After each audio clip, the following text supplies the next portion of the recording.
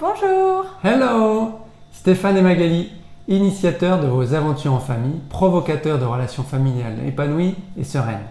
Aujourd'hui, une vidéo d'actualité. Mon enfant stresse à l'idée de rentrer à l'école. Il angoisse, il a du mal à s'endormir, il pose des questions. Que faire? Que ne pas faire? Alors on parle du stress pour la rentrée scolaire, mais bien évidemment, tous les conseils sont valables pour toute situation de stress qui se présenterait.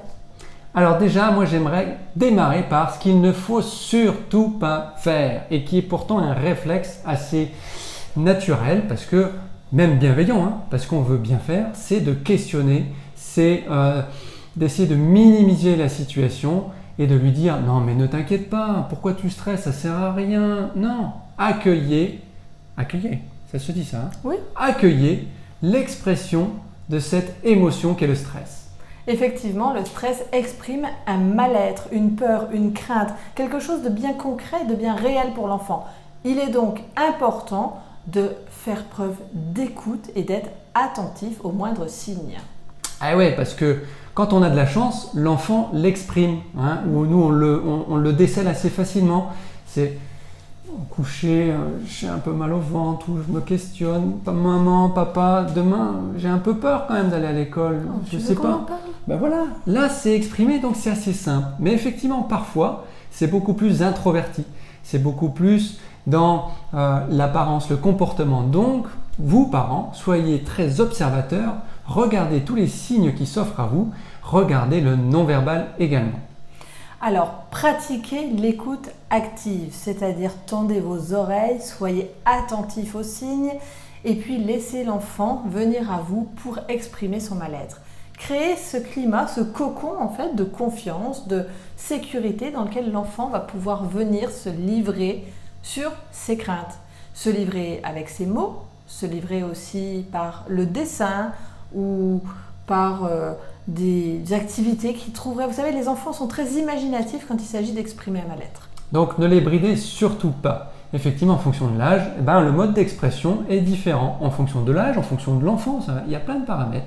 Donc voilà, soyez très ouverts à le comportement, les paroles et puis le ressenti de vos enfants. Accueillez ces émotions et allez chercher l'origine de ce mal-être. Donc pour ça, l'écoute active. L'enfant s'est exprimé, ça c'est bien. Maintenant, il va falloir qu'il réussisse à dépasser cette peur. Et pour dépasser cette peur, on va vous inviter à l'accompagner, à visualiser, à se projeter dans la situation idéale pour lui. Tourne le film. Allez, tu es derrière la caméra et décris-moi cette situation qui t'angoisse, qui te fait peur, étape par étape. Raconte-moi comment ce serait pour que ce soit bien. Comment ça pourrait se passer pour que tu te sentes au mieux. Et ensuite, l'enfant de lui-même aura tous les outils pour cheminer entre la situation imaginée qui lui fait peur et la situation dans laquelle il se sentirait bien, la situation optimale. Là encore, faites-leur confiance. Ils trouveront leur propre solution. Il est même primordial que ça vienne d'eux et non pas de l'extérieur de quelqu'un d'autre et que ces solutions soient les leurs. Alors, pour tous les enfants qui ont, on va dire, un changement d'école, un déménagement, un passage dans un établissement plus grand, plus important, ces situations de stress peuvent être plus importantes. Il existe aussi des solutions pour anticiper, comme aller par exemple visiter l'école avant la rentrée scolaire, aller rencontrer les enseignants aussi, ça se fait. Et puis vous pouvez demander à le faire. Les enseignants sont souvent très très accueillants et très réceptifs à ces demandes. Et bien souvent, cette simple action va de la même manière faire tomber, souffler. L'enfant va pouvoir visualiser, se rendre compte par lui-même et couper court à tous ces films catastrophes qui se font dans sa tête et que son subconscient, que son cerveau est en train d'imaginer parce qu'il ne le connaît pas encore.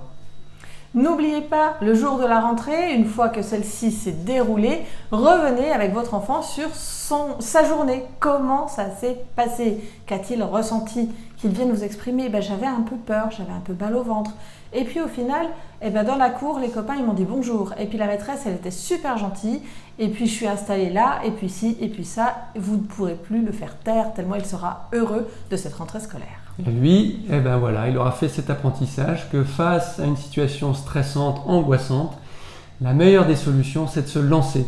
Et puis derrière, de constater, d'observer que finalement, on a été capable d'aller chercher au fond de soi, de puiser notre potentiel pour dépasser ses craintes, ses peurs.